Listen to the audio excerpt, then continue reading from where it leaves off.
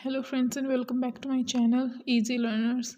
हमने capital gain chapter अपना start किया है। उसके कुछ कंसेप्ट हमने फर्स्ट वीडियो में अपने कवर किए हैं और कुछ कंसेप्ट जो रह गए थे वो अब हम सेकंड वीडियो में अपने कवर करने वाले हैं। और अगर किसी ने मेरी पहली वीडियो नहीं देखी है तो प्लीज़ जाइए उनको देखिए और उसके बाद अगर आप इस वीडियो को देखते हो तो आपके कंसेप्ट सारे क्लियर हो जाएंगे और आपको कैपिटल गेन चैप्टर जो हमारा है वो भी आपको ईजी से समझ में आ जाएगा। तो चलिए आज के नई वीडियो स्टार्ट करते हैं, जिसमें पहले हमने पढ़ा था कि कैपिटल एसेट में क्या क्या इंक्लूड होता है।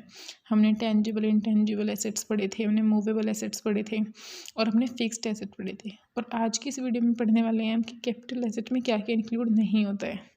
तो सबसे पहले तो पर्सनल एसेट इंक्लूड नहीं होती है कैपिटल एसेट में, जैसे कि हमारे clothes, refrigerators, TV, scooty etcetera. ये चीज़ें हम कैपिटल एसेट्स में ट्रांसफ़र करके कैपिटल गेन कैलकुलेट नहीं कर सकते हैं।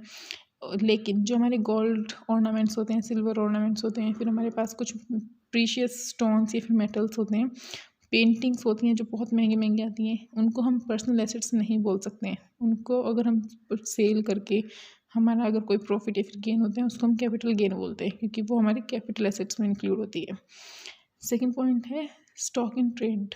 अगर हमारे पास में 4 गाड़ी हैं और फिलहाल हम उन्हें अपने पर्सनल एसेट्स के लिए यूज़ करते हैं तो वो तब तक कैपिटल एसेट में नहीं आएंगी। लेकिन अगर हम उन्हें स्टॉक में डाल देते हैं, स्टॉक इन ट्रेड कर देते हैं, मतलब हम उनसे ट्रेड शुरू कर देते हैं, अपना बिजनेस शुरू कर देते हैं गाड़ी बेचने का, तो भी वो कैपिटल एसेट में इंक्लूड नहीं होगी, क्योंकि हमने अपने किसी चीज़ से बिजनेस स्टार्ट कर दिया है तो उसको हम सेल्स नहीं मान सकते हैं। ठीक है, gold bond issued by central government, उसको भी हम कैपिटल एसेट में नहीं मान सकते हैं। गोल्ड डिपॉजिट बॉन्ड्स को भी हम कैपिटल एसेट्स में नहीं इंक्लूड करते हैं। और एग्रीकल्चरल लैंड, इंडिया की एग्रीकल्चरल लैंड अगर हम बेचते हैं तो उसको भी हम कैपिटल एसेट में नहीं इंक्लूड करते हैं। और कौन से एग्रीकल्चरल लैंड की बात कर रहे हैं यहाँ पर? Area having population less than 10,000, उस एरिया का जहाँ की पॉपुलेशन 10,000 से कम है और area more than 8 kilometre from the municipality, और जो नगर पालिका से 8 किलोमीटर के ज़्यादा एरिया में है, मतलब 8 किलोमीटर से बाहर के एरिया में और उसकी पॉपुलेशन 10,000 से कम है, तो उस एरिया को हम कैपिटल एसेट में इंक्लूड नहीं करेंगे। लेकिन अगर उसकी या तो 10,000 से ज़्यादा पॉपुलेशन हो और 8 किलोमीटर से ज़्यादा दूर हो, हमारी नगर पालिका जो हमारी म्यूनिसिपैलिटी होती है उससे 8 किलोमीटर दूर होनी चाहिए, तो वो कैपिटल एसेट्स में इंक्लूड हो जाएगी। लेकिन अगर ये दोनों कंडीशन फुलफिल नहीं होती हैं तो वो कैपिटल एसेट में इंक्लूड नहीं होगी। अब कुछ इंपॉर्टेंट नोट्स, जो 2 पॉइंट हैं ये याद रखने बहुत ज़रूरी हैं। वो है कि short term capital gain if we sold listed share 2 type के होते हैं, एक लिस्टेड होते हैं, एक नॉन लिस्टेड होते हैं। If we sold listed share, zero coupon bonds, securities, unit of mutual funds, unit trust of India within 12 months of acquiring it, then gain is called short term. अगर हम जो मैंने आपको shares, fund, securities, trust of India और जो mutual funds ये बताए हैं, अगर हम इनको विद इन 12 मंथ बेच देते हैं, अगर हमने खरीदने के बाद हमने 12 महीने के अंदर अंदर उनको बेच दिया है, तो उनसे होने वाला गेन हम कहलाएंगे उसको शॉर्ट टर्म गेन। और अगर हमने suppose if share is not listed, और अगर हमारे शेयर नॉट लिस्टेड है, लिस्टेड नहीं है in any approved stock exchange in India, किसी भी कंपनी से वो लिस्टेड नहीं है और हमने उनको सोल्ड कर दिया है 24 मंथ के अंदर, जब से हमने खरीदे हैं तब से 24 महीने के अंदर अंदर हमने उनको बेच दिया है, तो भी जो हमारी गेन होगी उनको सेल आउट करके वो भी शॉर्ट टर्म गेन कहलाएगी। अगर हमारे लिस्टेड हैं तो हमें 12 मंथ के, अगर हमने 12 मंथ के अंदर अंदर उनको बेच दिया है, सेल कर दिया है, तो वो शॉर्ट टर्म कहलाएगी। लेकिन अगर हमने 12 महीने के बाद बेचा है तो वो हो जाएगी लॉन्ग टर्म गेन। और वहीं अगर हमारे शेयर्स नॉट लिस्टेड हैं और हमने उनको बेचा है विद इन 24 मंथ्स तो वो कहलाएंगे शॉर्ट टर्म। लेकिन अगर हमने 24 मंथ्स के बाद में बेचा है तो वो कहलाएंगे लॉन्ग टर्म गेन। अब कुछ एक्सेप्शनल हैं इसमें जो आपको समझने ज़रूरी है। सेम चीज़ जो हमने ऊपर पढ़ी ये थोड़ा मैंने एक चार्ट के थ्रू समझाया, जिससे चार्ट के थ्रू आपको समझने में थोड़ा और ईजी रहेगा। जैसे चार्ट में एक तरफ लिखा है शेयर एंड सिक्योरिटी।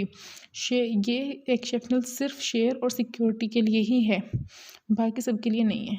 अगर हमारे शेयर और सिक्योरिटी नॉट लिस्टेड है तो हमको, और हमने उनको बेच दिया है सोल्ड विद इन 24 मंथ्स। अगर हमारी शेयर और सिक्योरिटी नॉट लिस्टेड है और हमने उनको बेच दिया है 24 महीनों के अंदर, तो उससे होने वाली गेन हमारी कहलाएगी short term capital gain.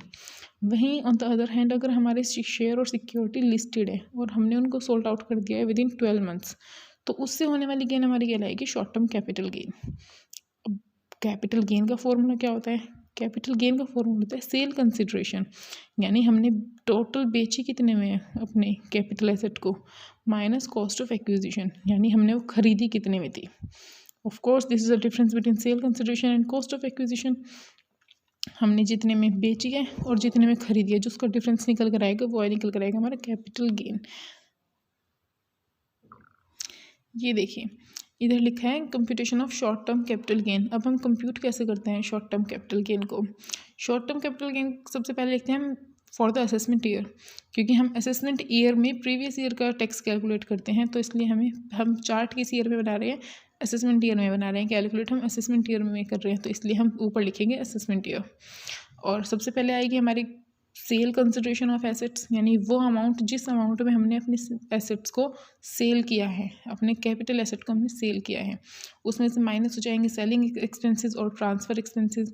Suppose हमने कोई पेन है, पेन हमने 10 रुपये का बेचा है, लेकिन हमने उस पेन को दिल्ली पहुंचाना है हमको, तो दिल्ली तक पहुंचाने के लिए हमारे ही पैसे, हमने उस पर 2 रुपये और खर्च भी कर दिए, तो हमारी कितने में पड़ेगी नेट? 8 रुपये में ना, क्योंकि हमारे 10 रुपये तो 10 रुपये में हमने बेचा है, लेकिन 2 रुपये तो हमारे और उसके ऊपर खर्च हो गए, तो उस पर हमने सेल कितने में करेंगे? अब सेल हम मानेंगे 8 रुपये में, तो लेस कर दिए जाएंगे जो हमारे ट्रांसफ़र एक्सपेंसेस होंगे। उसके बाद निकल कर आती है हमारी नेट सेल कंसिडरेशन, यानी हमने नेट भी कितने में बेचा है।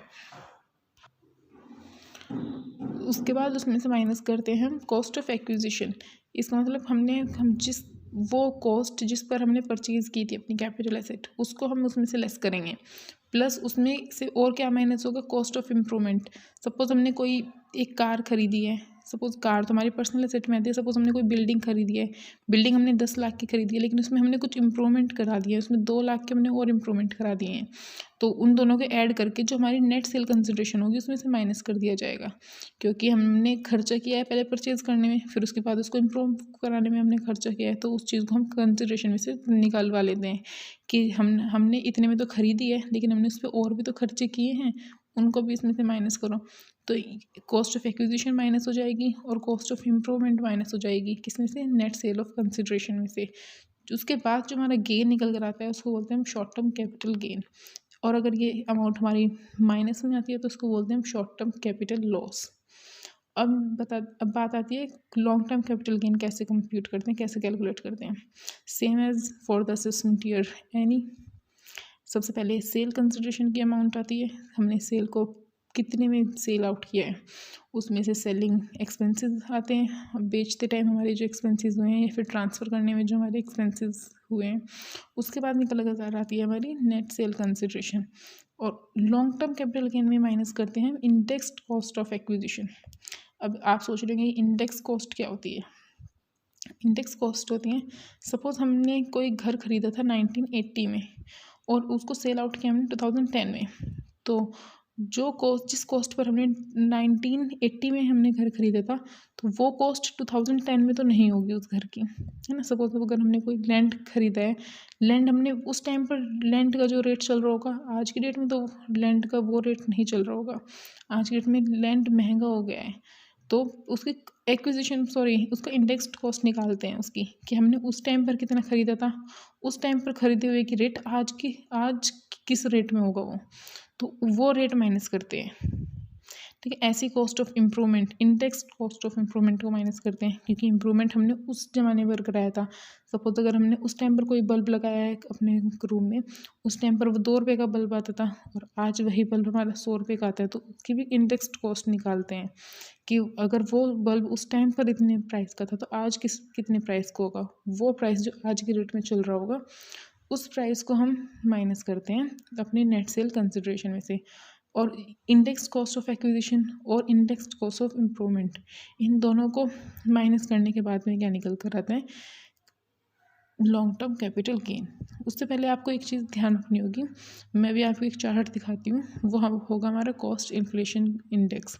वो इन्फ्लेशन इंडेक्स आपको लर्न करना पड़ेगा, उसके थ्रू ही हम इंडेक्स कॉस्ट ऑफ एक्विजिशन और इंडेक्स कॉस्ट ऑफ इम्प्रूवमेंट निकाल पाएंगे। ये देखिए फ्रेंड्स, ये है वो हमारा चार्ट जिसमें लिखा है कॉस्ट इन्फ्लेशन इंडेक्स। इसमें हर ईयर के जो फाइनेंशियल ईयर होता है हमारा, उस ईयर का इन्फ्लेशन इंडेक्स लिखा है। उसके बाद मैं आपको बताती हूँ, नेक्स्ट वीडियो में हम डिस्कस करेंगे वो फॉर्मूले, जिस फॉर्मूले से हम कॉस्ट ऑफ अपना एक्विजिशन निकाल सकते हैं, इंडेक्स कॉस्ट ऑफ एक्विजिशन या फिर इम्प्रूवमेंट कॉस्ट निकाल सकते हैं। वो हम नेक्स्ट वीडियो में पढ़ेंगे। और अगर आपको ये वीडियो अच्छी लगी तो प्लीज़ इस वीडियो को लाइक कीजिए, चैनल सब्सक्राइब और ज़्यादा से ज़्यादा प्लीज़ इसको शेयर कीजिए। मिलते हैं नेक्स्ट वीडियो में। Thank you.